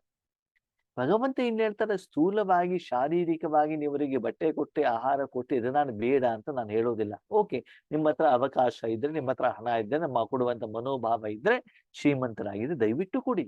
ಆದರೆ ಆ ಸಮಯದಲ್ಲಿ ಅಲ್ಲಿರುವಂತ ಆತ್ಮ ವಾತಾವರಣವನ್ನ ಎದುರಿಸುವಂತ ಶಕ್ತಿ ಬೇಕಲ್ಲ, ಆ ಆತ್ಮ ಮತ್ತು ದೇಹಕ್ಕೆ ಶಾಂತಿ ಬೇಕಲ್ಲ, ಅದನ್ನ ಯಾರು ಕೊಡ್ತಾರೆ? ಅದನ್ನ ನೀವೇ ತಾನೇ ಕೊಡ್ಲಿಕ್ಕೆ ಆಗತ್ತೆ, ಬೇರೆಯವ್ರು ಕೊಡ್ಲಿಕ್ಕೆ ಆಗೋದಿಲ್ವಲ್ಲ. ಓಕೆ, ಈಗ ಕೆಲವೊಬ್ರು ಏನ್ ಮಾಡಿದ್ರಂತ ಆ ವಿಷಯವನ್ನ ಕೇಳಿದ್ರಂತೆ ನ್ಯೂಸ್ ಪೇಪರಿನ ಮೂಲಕ, ಟಿವಿ ಮೂಲಕ. ಓಕೆ, ಕೇಳೋದ್ರಲ್ಲಿ ಏನ್ ತಪ್ಪಿಲ್ಲ. ಓಕೆ, ಕೇಳಿದ ಮೇಲೆ ಏನ್ ಮಾಡಿದ್ರಿ? ಬರೀ ಕೇಳ್ತಾ ಕೂತ್ಕೊಂಡ? ಬೆಳಿಗ್ಗೆ ಎಷ್ಟು ಜನ ಶರೀರ ಬಿಟ್ರು, ಸಾಯಂಕಾಲ ಎಷ್ಟು ಜನ ಶರೀರ ಬಿಟ್ರು ಅಂತ ಅವ್ರಿಗೆ ಏನಾದ್ರು ಸಹಾಯ ಮಾಡಿದ್ರ? ಯೋಗದ ಮೂಲಕ ಸಹಯೋಗ ಕೊಟ್ಟಿದ್ದೀರಾ? ಅಥವಾ ಆ ಸುತ್ತಮುತ್ತಲು ಇರುವಂತ ವಾತಾವರಣದಲ್ಲಿರುವಂತ ಜನ ಹೆದರಿ ಬಿಟ್ರ ನೋಡ್ಬಿಟ್ಟು? ಅದು ನಾಳೆ ನಮ್ಮಲ್ಲಿ ಭೂಕಂಪ ಆಗ್ಬಿಟ್ಟ ಅಂದ್ರೆ ಎಂತ ಭಯ ಆಯ್ತಾ? ಮಕ್ಕಳು ಇದೆಲ್ಲ ರಿಹರ್ಸಲ್ ಯಾಕೆ ಅಂತಂದ್ರೆ, ಮುಂದೆ ಇಂಥದಕ್ಕಿಂತ ವಿಷಮ ಪರಿಸ್ಥಿತಿ ನಿಮ್ಮ ಕಣ್ಣೆದುರುಗಡೆಗೆ ಬರುತ್ತೆ. ಅದಕ್ಕೆ ನೀವು ರೆಡಿ ಆಗ್ಬೇಕು. ನಿಮ್ಮ ಸ್ನೇಹಿತರೆ, ನಿಮ್ಮ ಕುಟುಂಬಸ್ಥರೇ, ನಿಮ್ಮ ಪರಿವಾರದವರೇ ನಿಮ್ಮ ಎದುರುಗಡೆ ಹೆಣವಾಗಿ ಬೀಳ್ತಾರೆ, ಅಥವಾ ಆರೋಗ್ಯ ಹಾಳಾಗತ್ತೆ, ಕೈ ಕಾಲು ಕಳ್ಕೊಳ್ತಾರೆ, ನೀವು ಕಟ್ಕೊಂಡಿರುವಂತ ಬಿಲ್ಡಿಂಗ್ ಬಿದ್ದೋಗ್ಬಿಡ್ತದೆ. ಅಂತ ಸಮಯವನ್ನ ನೀವು ಎದುರಿಸಬೇಕು, ಮಾನಸಿಕವಾಗಿ ಸ್ಟ್ರಾಂಗ್ ಆಗಿರಬೇಕು, ಬೇರೆಯವರಿಗೆಲ್ಲರಿಗೂ ಕೂಡ ಪರಮಾತ್ಮನ ಶಕ್ತಿ ಕೊಡಬೇಕು ಅಂತಂದ್ರೆ ಈ ವಿಷಯವನ್ನೆಲ್ಲ ಕೇಳಿದಾಗ ಇರುವಂತ ಸ್ಥಳದಿಂದ ಅವರಿಗೆ ಈಶ್ವರೀಯ ಸೇವೆಯನ್ನ ಮಾಡಬೇಕು. ಒಂದ್ ಕಡೆ ಕುತ್ಕೊಂಡ್ಬಿಟ್ಟು ಎಷ್ಟು ಮಾನಸಿಕವಾಗಿ ಪರಮಾತ್ಮನ ಶಕ್ತಿಯನ್ನ ಅಲ್ಲಿರುವಂತ ವಾತಾವರಣಕ್ಕೆ, ವಾಯುಮಂಡಲಿಗೆ, ಆತ್ಮಗಳಿಗೆ ಕೊಡೋದರ ಮೂಲಕ ಬೇಹದ್ದಿನ ಯಥಾರ್ಥ ಸೇವೆಯನ್ನ ಮಾಡ್ತಾ ಇದ್ದೀರಿ. ಯಾವ್ದಕ್ಕೋಸ್ಕರ ಭಗವಂತ ನಿಮ್ಮನ್ನು ರೆಡಿ ಮಾಡಿದ್ದಾರೆ. ಹೀಗೆ ಬೆಳ್ತ ಸದ್ಗುರು. ಸದ್ಗುರು ಅಂತಂದ್ರೆ ಸತ್ಯವಾದಂತ ಭಗವಂತನ ಸಪ್ತ ಗುಣಗಳನ್ನ ಪಂಚತತ್ವ ಸಹಿತ ಸರ್ವ ಮನುಷ್ಯಾತ್ಮರಿಗೆ ಕೊಡುವಂತ ಕಾರ್ಯವನ್ನ ನೀವು ಎಷ್ಟು ಸಮಯ ಮಾಡ್ತಾ ಇದ್ದೀರಿ ಮಕ್ಕಳೇ? ಆ ಒಂದು ಮೂಲ ಏನು ಶಕ್ತಿ ಇದೆ ಅದನ್ನ ಪರಿವರ್ತನೆ ಮಾಡಿ ಕೊಡುವಂತ ಸಮಯ ಮುಗೀತು ಇವಾಗ. ಆಸಿಡ್ಸ್ ಕೊಡುವಂತದ್ದು. ಕೆಲವೊಂದ್ಸಲ ನಾವು ಹಣವನ್ನ ಫರ್ನಿಚರ್ ರೂಪದಲ್ಲಿ, ಬಿಲ್ಡಿಂಗ್ ರೂಪದಲ್ಲಿ, ಬಂಗಾರದ ರೂಪದಲ್ಲಿ ಕನ್ವರ್ಷನ್ ಮಾಡಿ ಇಟ್ಕೊಳ್ತೀವಿ. ಅದೇ ತಕ್ಷಣ ನಾಳೆ ನನಗೆ ಕ್ಯಾಶ್ ಬೇಕು ಅಂತ ನನಗೆ ಸಿಗೋದಿಲ್ಲ ಆತ್ಮೀಯ. ಅದೇ bank balance S B account ಅಲ್ಲಿ ಇದ್ರೆ ಬ್ಯಾಂಕಿಗೆ ಹೋಗ್ಬಿಟ್ಟು ಡ್ರಾ ಮಾಡ್ಬೋದು, ATM ಅಲ್ಲಿ ಡ್ರಾ ಮಾಡ್ಬೋದು, ಗೂಗಲ್ ಪೇ ನಲ್ಲಿ ಪೇಮೆಂಟ್ ಮಾಡ್ಬೋದು. ಯಾವುದೇ ದೇಶ ವಿದೇಶದಲ್ಲಿರುವಂತ ಆತ್ಮರಿಗೂ ಕೂಡ 1 ಸೆಕೆಂಡ್ ಅಲ್ಲಿ ನೀವೇನ್ ಮಾಡ್ಬೋದು? ಹಣವನ್ನ ಕಳಿಸೋದ್ರ ಮೂಲಕ ಅವರ ಕಷ್ಟಗಳಿಗೆ ನೀವು ಸಹಾಯ ಮಾಡಬಹುದು. ಹಾಗೆ ನೀನು ನಿನ್ನ ಜೀವಿತಾವಧಿಯಲ್ಲಿ 24 ಗಂಟೆಯಲ್ಲಿ ನಿರಾಕಾರ ರೂಪದಲ್ಲಿ 84 ಜನ್ಮದಲ್ಲೂ ಕೂಡ 21 ಜನ್ಮಕ್ಕೆ ಆರಾಮಾಗಿ ಕುತ್ಕೊಂಡು ಉಳಿದಿರುವಂತ 63 ಜನ್ಮದಲ್ಲಿ ಮೂರ್ತಿಯಾಗಿ ದೇವಸ್ಥಾನದಲ್ಲಿ ಸಾಕಾರ ದೇವಿಯಾಗಿ, ದೇವತೆಯಾಗಿ ಬೇರೆಯವರಿಗೆ ನಿರಾಕಾರ ಶಕ್ತಿಯನ್ನ, ಭಗವಂತನ ಶಕ್ತಿಯನ್ನ ಕೊಡೋದರ ಮೂಲಕ ಅವನ ಸಮಸ್ಯೆಯನ್ನ ಪರಿಹಾರ ಮಾಡಲಿಕ್ಕೆ ಜಮಾ ಮಾಡಿಕೊಳ್ಳುವಂತ ಸಮಯ ಈ ಜನ್ಮ. ಅರ್ಧ ಮುಗಿದೋಗ್ಬಿಟ್ಟಿದೆ, ಮುಕ್ಕಾಲು ಮುಗಿದು ಬಿಟ್ಟಿದೆ, ಇನ್ನು 15-20% ಮಾತ್ರ ಉಳಿದಿದೆ. ಆದ್ರೆ ಆ ಒಂದು ವಿಶೇಷ ಕಾರ್ಯಕ್ಕೆ ನೀನು ಎಷ್ಟು ಸೀರಿಯಸ್ ಆಗಿ ಗಮನ ಕೊಟ್ಬಿಟ್ಟು ಆ ಕಾರ್ಯವನ್ನು ಮಾಡ್ತಾ, ಆ ಸ್ಟಾಕ್ ಅನ್ನು ಜಮಾ ಮಾಡ್ಕೊಳ್ತಾ ಬೇರೆಯವರಿಗೆ ದಾನ ಮಾಡುವಂತಹ, ಸಹಾಯ ಮಾಡುವಂತ, ಸಹಯೋಗ ಮಾಡುವಂತ ಕೆಲಸವನ್ನು ನೀವು ಮಾಡ್ತಾ ಇದ್ದೀರಾ. ನಾವು ಸ್ಪಷ್ಟವಾಗಿ ಹೇಳ್ತಾರೆ, ನಾನು ಸಮಯದ ಅನುಸಾರ ಹೇಳುವಂತ ಆಜ್ಞೆಯನ್ನ ಫಾಲೋ ಮಾಡ್ತಾ ಹೋಗಿದ್ದರೆ ಪರಿಶ್ರಮ ಕಡಿಮೆ, ಸಫಲತೆ ಹೆಚ್ಚಿಗೆ. ಮಕ್ಕಳು ಕೇಳ್ತಾರೆ, ಹಾಗಿದ್ರೆ ಬಾಬಾ ವರ್ತಮಾನ ಸಮಯದ ಅನುಸಾರ ನಿನ್ನ ಆಜ್ಞೆ ಏನು? ಇವತ್ತಿನ ಆಜ್ಞೆ ಏನು? ಭಗವಂತ ಏನ್ ಹೇಳ್ತಾರೆ, ಮಗು ಈ ಆಜ್ಞೆಯನ್ನ ನಾನು ಮೊದಲೇ ಕೂಡ ಮಾಡಿದ್ದೇನೆ, ಹೇಳಿದ್ದೇನೆ, ನೀವು ಕೇಳಿದ್ದೀರಾ, ಕೈ ಕೂಡ ಎತ್ತಿದ್ದೀರಾ, ಮಾಡ್ತೇನೆ ಅಂತ ಒಪ್ಕೊಂಡಿದ್ದೀರಿ, ಅದನ್ನು ಮಾಡ್ತಾ ಇಲ್ಲ. ಏನದು? ತನು ಮನ ಧನ ಎಲ್ಲ ನಿನ್ನದೇ. ಬಾಬನ್ ಹೋಗಾದಾಗ ಬಾಬನ ಹತ್ರ ಏನು ವಾಯ್ದೆ ಮಾಡಿದಿರಿ ನೀವು? ಏನು ಪ್ರತಿಜ್ಞೆ ಮಾಡಿದಿರಿ? ಏನು ಅಗ್ರಿಮೆಂಟ್ ಮಾಡ್ಕೊಂಡಿದ್ದೀರಾ? ನಿಮ್ಮ ಮತ್ತು ಬಾಬನ ನಡುವಿಗೆ ಏನು ವ್ಯವಹಾರ ನಡೆದಿದೆ? ತನು ಮನ ಧನ ನಿನ್ನದು. ತನು ನಿನ್ನದು ಅಂತ ನನ್ನ ಮೇಲೆ ಆ ಶರೀರವನ್ನ ಬಾಬಾ ಯೂಸ್ ಮಾಡ್ತಾರಲ್ವಾ? ಇವತ್ತಿನ ಮೊದಲು ಹೇಳಿದಲ್ಲ, ಬ್ರಹ್ಮ ಬಾಬಾರ ಪಕ್ಕದಲ್ಲಿ ನಾನು ಕುತ್ಕೊಂಡಿರ್ತೇನೆ. ಹಾಗೆ ಭಗವಂತ ಪಕ್ಕದಲ್ಲಿ ಕುಳಿಸಿಬಿಟ್ಟು ಭೃಕುಟಿ ಸಿಂಹಾಸನದಲ್ಲಿ ಅವನಿಗೆ ಆ ತನುವಿನ ಮೂಲಕ ಕರ್ಮ ಮಾಡಲಿಕ್ಕೆ ನೀವು ಅವಕಾಶ ಕೊಡ್ತಾ ಇದ್ದೀರಾ? ಮನಸ್ಸು ಪರಮಾತ್ಮನೇ ಕೊಟ್ಟಿದ್ದಿದ್ರೆ ನೀವು ಯಾಕೆ, ಏನು, ಹೇಗೆ, ಎಲ್ಲಿ, ಯಾವಾಗ, ಸರಿನೋ ತಪ್ಪೋ, ಮಾಡ್ಬೇಕೋ ಮಾಡಬಾರ್ದೋ, ಇವತ್ ಮಾಡ್ಲೋ ನಾಳೆ ಮಾಡ್ಲೋ, ಈ ಎಲ್ಲ ಪ್ರಶ್ನೆಗಳು ನೀನು ಕರ್ಮವನ್ನು ಮಾಡಿದಾಗ ಬರುತ್ತೆ. ಅದೇ ಕರ್ಮವನ್ನ, ಅದೇ ಸಂಕಲ್ಪವನ್ನ ಪರಮಾತ್ಮ ಮಾಡಿದ್ರೆ ನಿಮ್ಗೆ ಆ ಪ್ರಶ್ನೆ ಬರುವಂತ ಸಾಧ್ಯತೆನೇ ಇಲ್ಲ. ಯಾಕಂದ್ರೆ ಪರಮಾತ್ಮನಷ್ಟು ಪರ್ಫೆಕ್ಟ್, ಅಕ್ಯುರೇಟ್, ಕರೆಕ್ಟ್ ಕರ್ಮವನ್ನು ಬೇರೆ ಯಾರು ಮಾಡ್ಲಿಕ್ಕೆ ಸಾಧ್ಯವಿಲ್ಲ. ಹಾಗಿದ್ರೆ ಪ್ರತಿಯೊಂದು ಕರ್ಮವನ್ನ ಬಾಬಾ ಮಾಡ್ತಾ ಇದ್ದಾರೆ ಹೇಳುವಂತ ಭಾವನೆಯಲ್ಲಿ ಮಾಡ್ತಾ ಇದ್ದೀರಾ? ಅಥವಾ ಕರ್ಮ ಮತ್ತು ಕರ್ಮದ ಫಲವನ್ನು ಭಗವಂತನಿಗೆ ಅರ್ಪಣೆ ಮಾಡ್ತಾ ಇದ್ದೀರಾ? ಸಮಯ, ಸಂಕಲ್ಪ, ಶ್ವಾಸ ಯಾವುದು ವಿಶೇಷವಾದಂತ ನಿಮ್ಮಲ್ಲಿ ಗುಣಗಳಿದ್ದಾವೆ, ಶಕ್ತಿಗಳಿದ್ದಾವೆ, ಅದು ಭಗವಂತನಿಗೆ ಅರ್ಪಣೆ ಮಾಡಿದಿರಾ. ಪ್ರತಿಯೊಂದು ಸೆಕೆಂಡನ್ನು ಕೂಡ ಬೆಳಗಿನ ನಮರದ ವೇಳೆ ಕೊಟ್ಟೆ, ಸಾಯಂಕಾಲ ಕೊಟ್ಟೆ, ಶರೀರವನ್ನು ಕುಳಿಸಿದ ಮಾತ್ರಕ್ಕೆ ಅದು ಪರಮಾತ್ಮನಿಗೆ ಕೊಟ್ಟಿದ್ದೀರಿ ಅಂತ ಅರ್ಥ ಅಲ್ಲ. ಶರೀರವನ್ನ ಕೊಟ್ಟ ಮೇಲೂ ಕೂಡ ನನಗೆ ಇದು ಬೇಕು, ನನಗೆ ಅದು ಬೇಕು, ಅವ್ರಿಗೆ ಅದು ಕೊಡು, ಇದು ಕೊಡು ಅಂತಂದ್ರೆ ಭಗವಂತನ ಕಾರ್ಯದಲ್ಲಿ ನೀನು ಅಡ್ಡಗೋಡೆಯಾಗಿ ಮಧ್ಯ ಬಂದಂಗಾಯ್ತು. ನೀನು ಅಡ್ಡ ಬಂದಿದ್ದಿದ್ರೆ ನಿರೀಕ್ಷಿತ ಫಲ ನಿನಗೂ ಕುಸಿಗಲಿಕ್ಕೆ ಸಾಧ್ಯವಿಲ್ಲ. ಮತ್ತು ನಿರಂತರವಾಗಿ ತಂದೆಯ ಕಾರ್ಯಕ್ಕೆ ನೀನು ಅಡ್ಡಗೋಡೆಯಾಗಿ ಬಂದಾಗ ನಾನು ನಿನ್ನ ಹತ್ರ ಸದಾಕಾಲ ಇರೋದಿಲ್ಲ. ಇದು ಭಗವಂತ ಹೇಳ್ತಾ ಇರುವಂತದ್ದು. ಇನ್ನು ಮೂರನೇದು ಬಾಬಾ ವಿಶೇಷವಾಗಿ ಹೇಳ್ತಿದ್ದಾರೆ ನಮ್ಮ ಕುಮಾರರಲ್ಲಿ, ಮಕ್ಕಳೇ ನಿಮ್ಮ ಹತ್ರ ಧನ ಅಂತೂ ಹೆಚ್ಚಿಗೆ ಇರೋದಿಲ್ಲ ಅಲ್ವಾ, ಅದು ಇರುವಷ್ಟು ಧನ ಏನಿದೆ ಇದು ಬಾಬಂದೇ, ನಂದಲ್ಲ. ಅರ್ಥ ಒಪ್ಸಿದಿರ ಬಾಬನಿಗೆ. ಪ್ರತಿಯೊಂದು ವಿಷಯದಲ್ಲಿ ಬಾಬಾ ನಿಮಗೆ ಶ್ರೀಮತವನ್ನ ಕೊಟ್ಟಿದ್ದಾರೆ, ಧನವನ್ನು ಹೇಗೆ ಉಪಯೋಗ ಮಾಡಬೇಕು ಅಂತ ಬಿಟ್ಟು ಹೇಳಿದ್ದಾರೆ.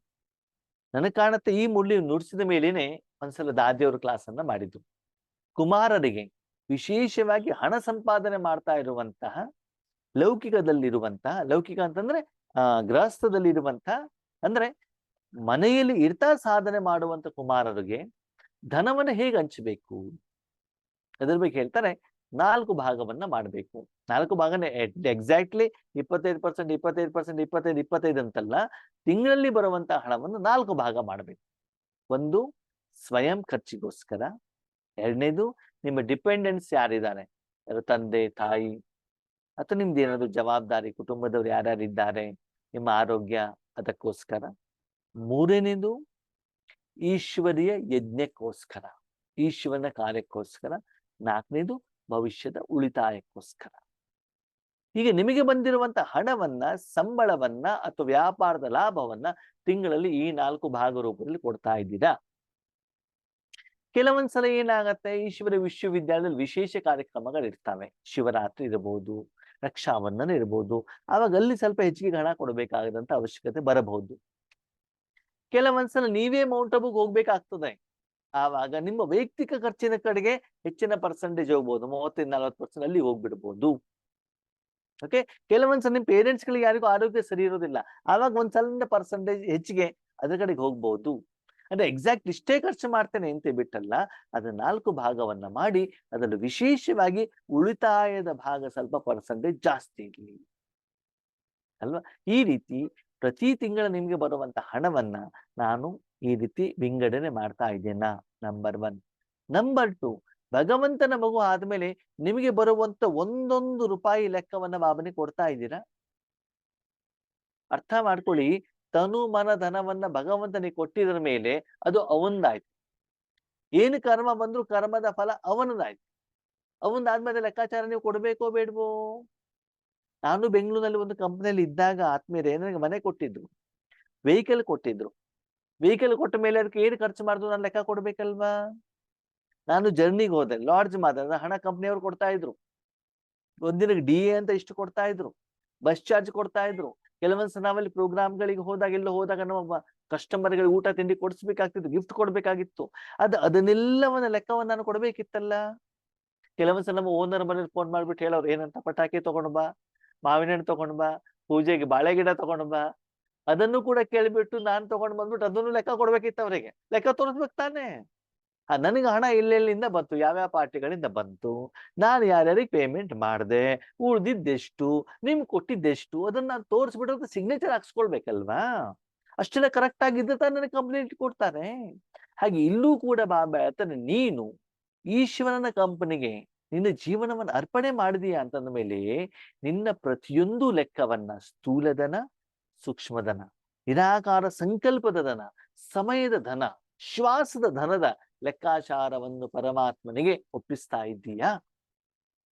ಅಷ್ಟು ಆಜ್ಞೆಯನ್ನು ಪಕ್ಕಾ ಮಾಡ್ತಾ ಇದೀಯಾ.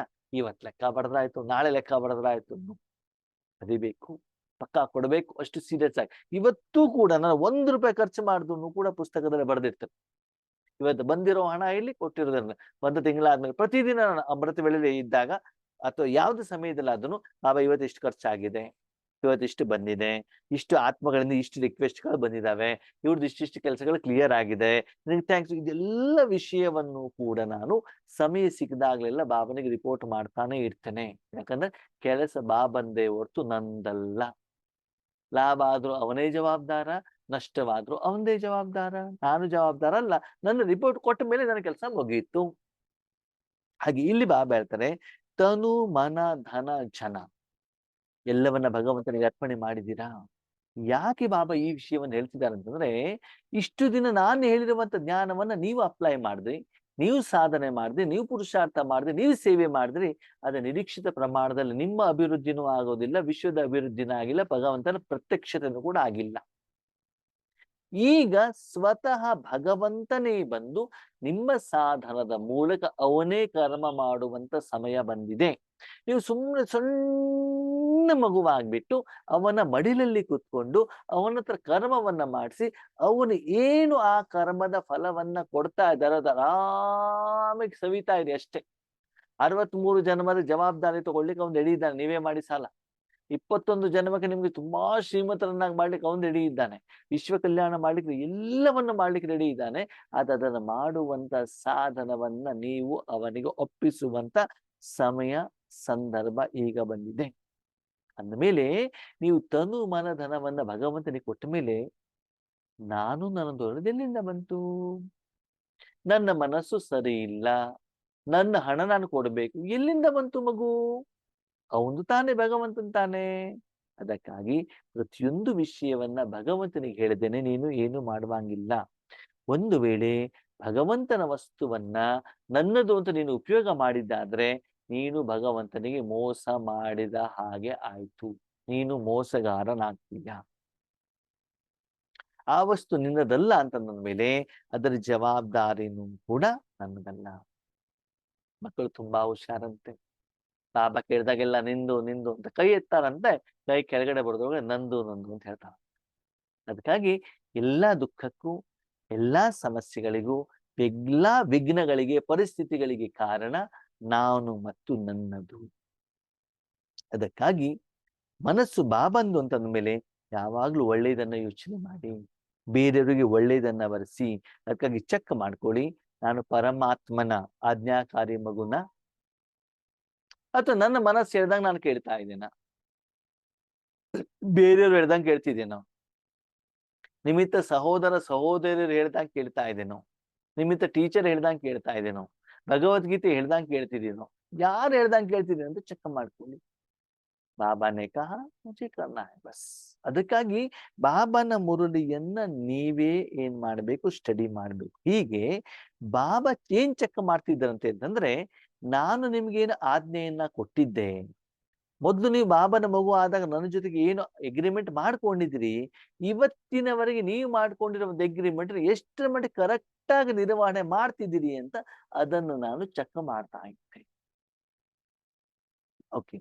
ಅದಕ್ಕೆ ಕೆಲವೊಂದು ಮಕ್ಳು ಏನ್ ಮಾಡ್ತಿದಾರಂತೆ ಹೇಳಿದ್ರಂತೆ, ಇಲ್ಲ ನಾವು ಪ್ರತಿಯೊಂದು ಮಾಡ್ಬೇಕಾದ್ರೆ ಬಾಬಾ ಬಾಬಾ ಬಾಬಾ ಬಾಬಾ ಅಂತ ಹೇಳ್ತೀವಿ. ಬಾಬಾ ಹೇಳ್ತಾರೆ, ಲೌಕಿಕದಲ್ಲೂ ಕೂಡ ಶ್ರೀರಾಮ್ ಜಯರಾಮ್ ಜೈ ಜಯರಾಮ್ ಅಂತ ಹೇಳ್ತಾ ಇರ್ತಾರೆ, ಹರೇ ರಾಮ ಹರೇ ಕೃಷ್ಣ ಅಂತ ಹೇಳ್ತಾ ಇರ್ತಾರೆ, ರಾಮ ರಾಮ ಅಂತ ಹೇಳ್ತಾ ಇರ್ತಾರೆ. ಹಾಗೆ ನೀವು ಬಾಬಾ ಬಾಬಾ ಶಿವ ಬಾಬಾ ಅಂತ ಹೇಳಿದ್ರೆ ಏನೂ ಪ್ರಯೋಜನ ಇಲ್ಲ. ಬಾಯಲ್ಲಿ ಬಾಬಾ ಬಾಬಾ ಹೇಳೋದ್ಕಿಂತ ಭಗವಂತನಿಗೆ ಆ ಸಾಧನವನ್ನ ಕೊಟ್ಟು ಪ್ರತಿದಿನ ಆ ಕರ್ಮದ ಫಲವನ್ನ, ಕರ್ಮವನ್ನು ಅವನತ್ರ ಮಾಡಿಸಿದ ಮೇಲೆ ನಿಮ್ಗೆ ಸ್ಪಷ್ಟವಾಗಿ ಗೊತ್ತಾಗ್ಬೇಕು, ಈ ಕರ್ಮದ ಬಲ ಇಷ್ಟು ಸುಂದರವಾಗಿ, ಇಷ್ಟು ಶ್ರೇಷ್ಠವಾಗಿ, ಇಷ್ಟು ಕರೆಕ್ಟ್ ಅಂಡ್ ಪರ್ಫೆಕ್ಟ್ ಆಗಿ, ಇಷ್ಟು ಸಫಲತೆಯಾಗಿ ಬರ್ಲಿಕ್ಕೆ ನಮ್ಮಪ್ಪನೇ ಕಾರಣ. ಯಾಕಂದ್ರೆ ಆ ಜವಾಬ್ದಾರಿ ನನಗೆ ಅವರು ವಹಿಸಿದ್ದೇನೆ. ಕರ್ಮ ಮಾಡುವಂತ ಸಮಯದಲ್ಲಿ ಅವನ ಸ್ಮೃತಿ ನನಗಿತ್ತು, ಹಗುರತೆ ಅನುಭವ ಆಗ್ತಾ ಇತ್ತು, ಅವನ ಕಾರಣದಿಂದಲೇ ನನಗೆ ಈ ಅನುಭವ ಆಗಿದೆ ಅಂತ ನಿಮ್ಗೆ ಅನಿಸಿ, ಕರ್ಮದ ಫಲದಿಂದ ಮನಸ್ಸಿನಿಂದ, ಅಂತರಾಳದಿಂದ, ಅಂತರಾತ್ಮದಿಂದ, ಖುಷಿಯಿಂದ, ಆನಂದದಿಂದ ಗದ್ಗತಿರಾಗಿ ಕಣ್ಣೀರಿಂದ ಬಾಬಾ ಥ್ಯಾಂಕ್ ಯು, ಆ ಬಾಬಾ ಬರೋದು. ಹೇಗೆ ನಿಮ್ಮಲ್ಲಿ ಯಾರಾದ್ರೂ ಒಬ್ಬರು ಬಂದುಬಿಟ್ಟು ಸಹಾಯವನ್ನ ಮಾಡಿದ್ರೆ ಥ್ಯಾಂಕ್ ಯು ಅಂತ ಹೇಳ್ತೀರಲ್ಲ, ತುಂಬಾ ವರ್ಷದಿಂದ ಕಾಯಿಲೆ ಬಂದಾಗ ಅವ್ರು ಕೊಡುವಂತ ಔಷಧಿಯಿಂದ ಗುಣ ಆದ್ರೆ ಥ್ಯಾಂಕ್ ಯು ಅಂತ ಹೇಳ್ತೀರಲ್ಲ, ತೀರಾ ಅವಶ್ಯಕತೆ ಇದ್ದಾಗ ನೀವು ಸಹಾಯ ಮಾಡಿದಾಗ ಹೌದಪ್ಪ ನೀವು ದೇವರು ಬಂದಾಗ ಬಂದೆ ಅಂತ ಬಿಟ್ಟು ಹೇಳ್ತಾರಲ್ಲ, ಹಾಗೆಯೇ ನಿಮ್ಮ ಜೀವನದಲ್ಲಿ ನಿಮಗೆ ಅವಶ್ಯಕತೆ ಇದ್ದಾಗ ಅಥವಾ ಬೇರೆಯವರಿಗೆ ಅವಶ್ಯಕತೆ ಇದ್ದಾಗ ನಿಮ್ಮ ಮೂಲಕ ಬಾಬಾ ಸಹಯೋಗವನ್ನು ಮಾಡಿದಾಗ ಆದ್ಮೇಲೆ ನಿಮ್ಮ ಜೀವನ ಹೇಗಿರಬೇಕು ಗೊತ್ತಾ? ನೀವು ಬಾಬನ ಮಗುವಾದಾಗ ಸೇವೆಗೆ ಯೋಗ್ಯರಾದಾಗ ಯಾರಿಗೂ ಸಹಾಯ ಮಾಡ್ಲಿಕ್ಕೆ, ನಿಮ್ಮ ಸಹೋದರ ಆತ್ಮನೇ ಇರ್ಬೋದು, ಈಶ್ವರಿ ಪರಿವಾರದವರೇ ಇರ್ಬೋದು, ಮಾತೆ ಇರ್ಬೋದು, ಯಾರೇ ಇರ್ಬೋದು, ಲೌಕಿಕದವರು ಇರ್ಬೋದು, ಭಗವಂತ ಆ ಆತ್ಮನಿಗೆ ಸಹಾಯ ಮಾಡ್ಲಿಕ್ಕೆ ಇಷ್ಟಪಡ್ತಾರೆ. ಅವಾಗ ಅವರು ನಿಮ್ಮ ಎದುರುಗಡೆಗೆ ಬರ್ತಾರೆ, ಫೋನಿನ ಮೂಲಕ ಸ್ಥೂಲವಾಗುವ ಸಮಸ್ಯೆ ಇಟ್ಕೊಂಡು ಬರ್ತಾರೆ, ಸರಿನಾ? ಓಕೆ, ಅವ್ರು ನಿಮ್ಗೆ ಸಮಸ್ಯೆಯನ್ನು ಹೇಳ್ತಾರೆ, ನೀವು ಬ್ರಾಹ್ಮಣನ ರೂಪದಲ್ಲಿ ಆ ಸಮಸ್ಯೆನ ಭಗವಂತನ ಕೈಯಲ್ಲಿ ಹೇಳ್ತೀರಾ. ಆ ಮೂಲಕ ಭಗವಂತ ಅವರಿಗೆ ಶಕ್ತಿಯ ಮೂಲಕನೋ ಶ್ರೀಮತದ ಮೂಲಕನೋ ಯಾವುದೇ ಸಹಯೋಗವನ್ನ ಕೊಡ್ತಾರೆ. ಕೊಟ್ಟ ಮೇಲೆ ಒಂದು ಫೋನ್ ಬರ್ತದೆ, ಎದುರುಗಡೆ ಸಿಕ್ಕಿದಾಗ ಹೇಳ್ತಾರೆ, ಅಣ್ಣವರೇ ಥ್ಯಾಂಕ್ ಯು, ಅಕ್ಕವರೇ ಥ್ಯಾಂಕ್ ಯು. ಆದ್ಮೇಲೆ ಒಂದು ವಿಷಯ ಅರ್ಥ ಮಾಡ್ಕೊಳ್ಳಿ, ಅವರೆಷ್ಟು ಥ್ಯಾಂಕ್ ಯು ಹೇಳ್ತಾರಲ್ಲ, ಅದಕ್ಕಿಂತ ಸಾವಿರ ಲಕ್ಷ ಕೋಟಿ ಪದಮದಷ್ಟು ಹೆಚ್ಚಿನ ಪಟ್ಟು ನೀವು ಭಾವನೆಗೆ ಥ್ಯಾಂಕ್ಸ್ ಅಂತ ಅಲ್ವಾ? ಆ ಆತ್ಮನ ದುಃಖವನ್ನು ದೂರ ಮಾಡ್ಲಿಕ್ಕೆ ನನ್ನನ್ನು ಉಪಯೋಗ ಮಾಡಿದೆಯಲ್ಲ, ನಿಮ್ಗೆ 100% ಗ್ಯಾರಂಟಿ ಗೊತ್ತಾ, ನಿಮ್ದೇನು ಇಲ್ಲ ಅಲ್ಲಿ.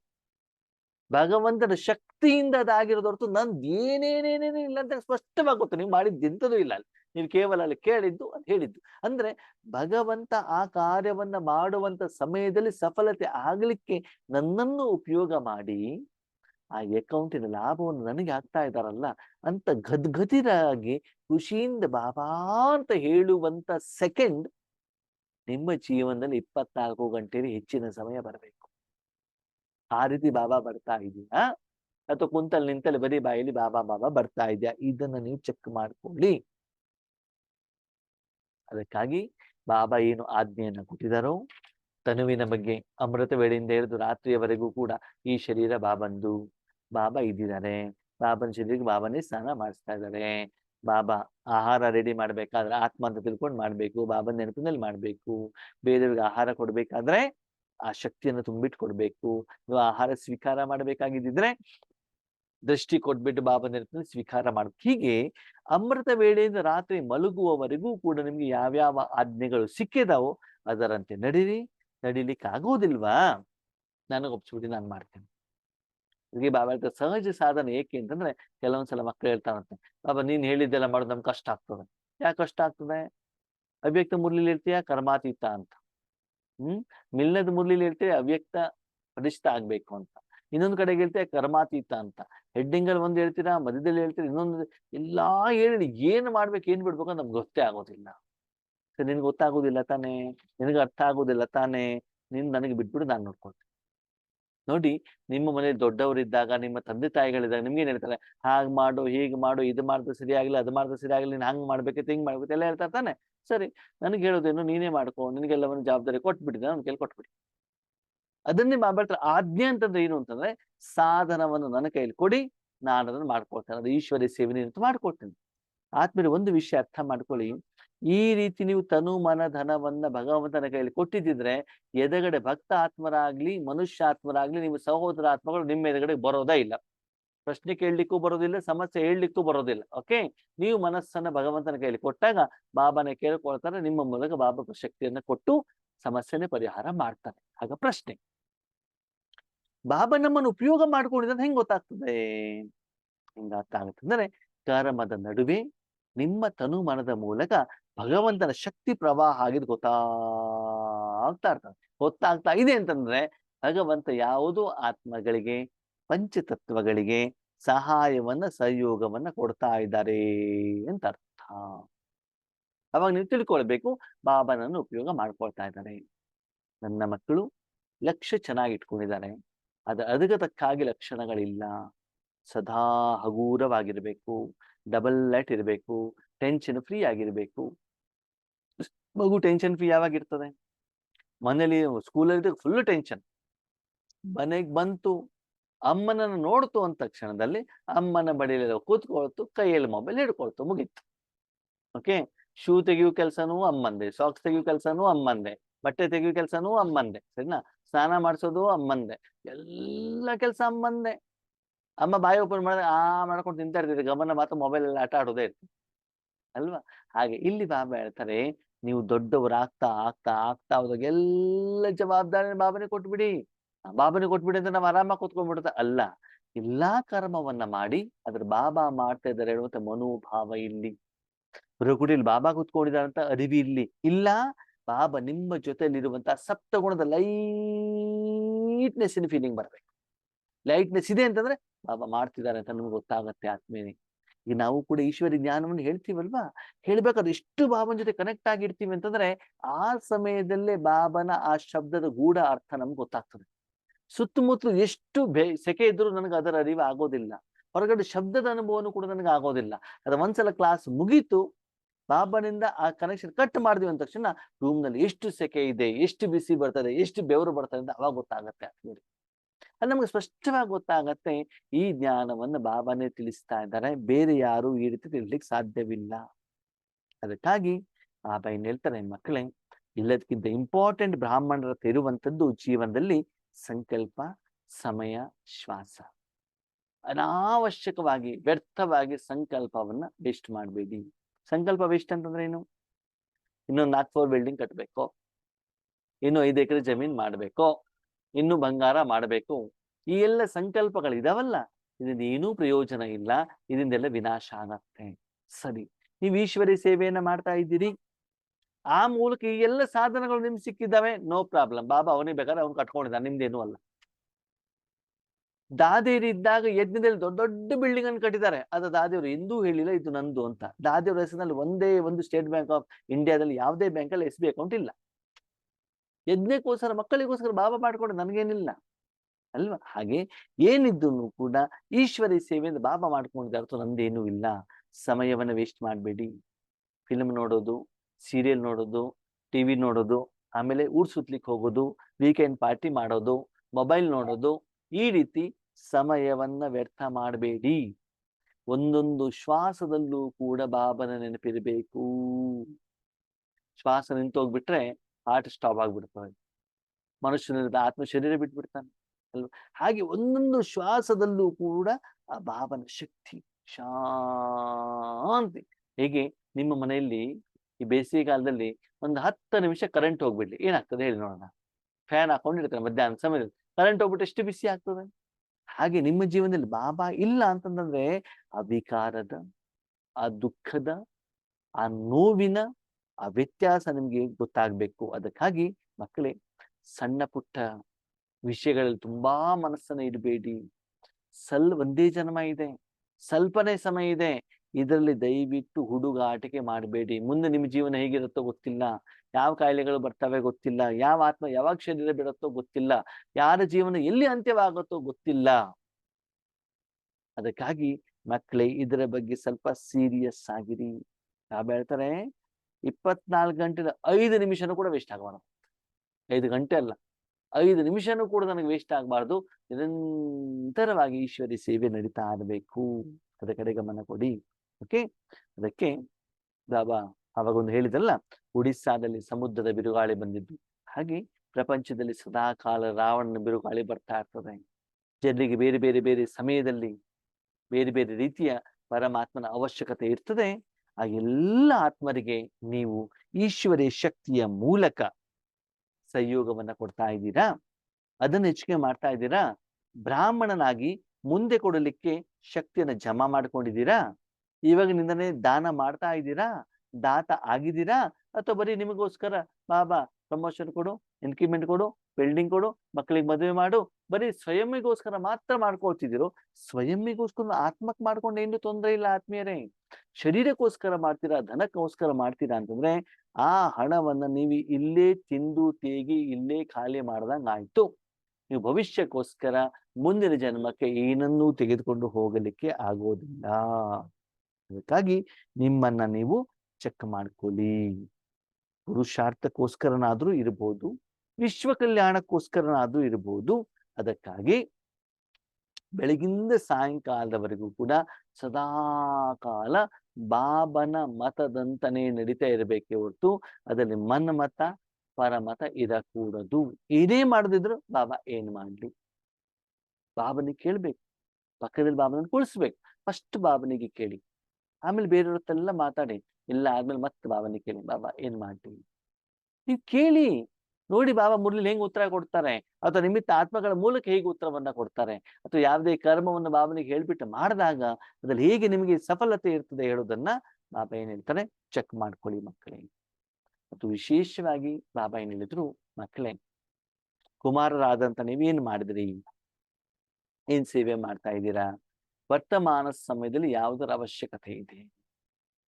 ಓಕೆ, ಈಗ ಇಲ್ಲಿ ಒಂದು ವಿಷಯವನ್ನ ಹೇಳಿದ್ರು ಬಾಬಾ, ನನಗೆ ತುಂಬಾ ಅದು ಕನೆಕ್ಟ್ ಆಗತ್ತೆ. ಏನ್ ಹೇಳ್ತಾರೆ ಬಾಬಾ, ನಿಮಂತ್ರಣವಿಲ್ಲ, ಬೇರೆ ಬೇರೆ ಕಡೆ ಕಾರ್ಯಕ್ರಮ ಮಾಡಿ ನಿಮ್ಗೆ ನಿಮಂತ್ರಣ ಸಿಕ್ತು, ಸೇವೆಯನ್ನ ಮಾಡಿದ್ರಿ ಇಲ್ಲಿವರೆಗೆ ಅಲ್ವಾ. ಓಕೆ, ನಿಮ್ಗೆ ಒಳ್ಳೆ ರೀತಿಯಲ್ಲಿ ಪಾಲನೆ ಕೂಡ ಸಿಕ್ತು, ಒಳ್ಳೆ ರೀತಿ VIP ಟ್ರೀಟ್ಮೆಂಟ್ಗಳು ಸಿಕ್ತು, ಇಲ್ಲಿವರೆಗೆ ನೀವು ಈ ರೀತಿ ಸೇವೆಯನ್ನ ಮಾಡಿದ್ದೀರಿ. ಈ ವಿಷಯ ನಾನು ಯಾಕೆ ಹೇಳ್ತೇನೆ ಅಂತಂದ್ರೆ, ನನ್ನ ವೈಯಕ್ತಿಕ ಜೀವನಕ್ಕೆ ನಾನು ಮುಡ್ಲಿಯನ್ನು ಕಂಪ್ಯಾರಿಸನ್ ಮಾಡ್ಕೊಳ್ತೇನೆ, ನಿಮ್ಮ ವೈಯಕ್ತಿಕ ಜೀವನಕ್ಕೆ ಆ ಸೆಂಟೆನ್ಸ್ ಹೆಂಗಂದ್ರೆ ನೀವು ಕಂಪ್ಯಾರಿಸನ್ ಮಾಡ್ಕೊಳ್ಳಿ. ಇನ್ನು ಮುಂದೆ ಏನು ಮಾಡಬೇಕು, ನೀವು ಒಂದೊಂದು ಕಡೆಗೆ ಹೋಗ್ಬಿಟ್ಟು ಏನು ಕಾರ್ಯವನ್ನ ಮಾಡಿದ್ರಿ, ಅಲ್ಲಿರುವಂತ ಆತ್ಮಗಳಿಗೆ ಜ್ಞಾನ ತಿಳಿಸುವಂತ ಕಾರ್ಯವನ್ನ ಮಾಡಿದ್ರಿ, ಇನ್ನು ಮೇಲೆ ಪೂರ್ತಿ ವಿಶ್ವದ ವಿಘ್ನವನ್ನ ವಿನಾಶ ಮಾಡುವಂತ ತಪಸ್ಸನ್ನ ಮಾಡಬೇಕು. ವಿಘ್ನ ವಿನಾಶಕ ಬನ್ನು ಎಲ್ಲರದು, ಕೆಲವೊಂದು ಏರಿಯಾದಲ್ಲಿ, ಕೆಲವೊಂದು ಸೆಂಟರ್ನಲ್ಲಿ ಕೆಲವೊಂದು ಆತ್ಮಗಳನ್ನ ಮಾತ್ರ ಅಲ್ಲ, ಪ್ರಪಂಚದಲ್ಲಿ ನಿಮ್ಮ ಸಹೋದರ ಆತ್ಮಗಳಿಗೆ, ಮನುಷ್ಯಾತ್ಮರಿಗೆ, ಭಕ್ತರಿಗೆ, ಪಂಚತತ್ವಗಳಿಗೆ ಏನೇನು ವಿಘ್ನಗಳು ಬರ್ತಾ ಇದ್ದಾವೆ, ಆ ವಿಘ್ನವನ್ನ ವಿನಾಶ ಮಾಡಬೇಕು. ಗಣೇಶನನ್ನು ತೋರಿಸ್ತಾರಲ್ಲ, ಆ ರೀತಿ ಪವರ್ಫುಲ್ ತಪಸ್ಸಿನ ಅವಶ್ಯಕತೆ ಈಗ ಇದೆ.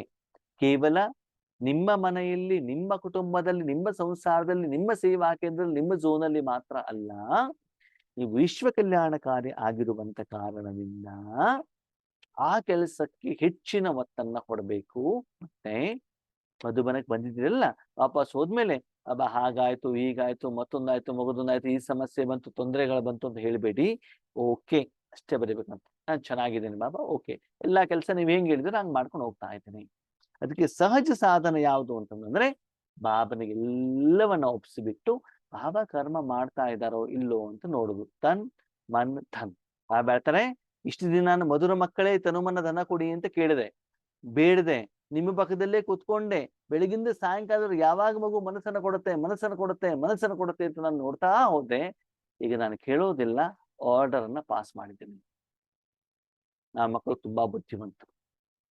ಈಗ ಬಾಬಾ ಅಂತ ಕೇಳ್ತೀನಿ, ಸರಿ ನೀನು ಆಜ್ಞೆ ಮಾಡಿದೀಯಾ, ಆರ್ಡರ್ ಹಾಕಿದೀಯಾ, ಈ ಆರ್ಡರ್ ಅನ್ನು ನಾನು ಕೇರ್ ಮಾಡೋದಿಲ್ಲ, ಅದನ್ನ ಹಿಂಗೆಲ್ಲ ಮಡಿಸ್ಬಿಟ್ಟು ಕಸದ ಬುಟ್ಲ ಹಾಕ್ಬಿಡ್ತೇನೆ. ನನ್ಗೆ ಕೇರ್ ಇಲ್ಲ, ನೀನು ಹೇಳಿದ ಮಾತ್ರ ನನ್ಗೆ ಕೇರ್ ಇಲ್ಲ. ಮುಂದೇನು ಮಾಡ್ತೀಯಾ?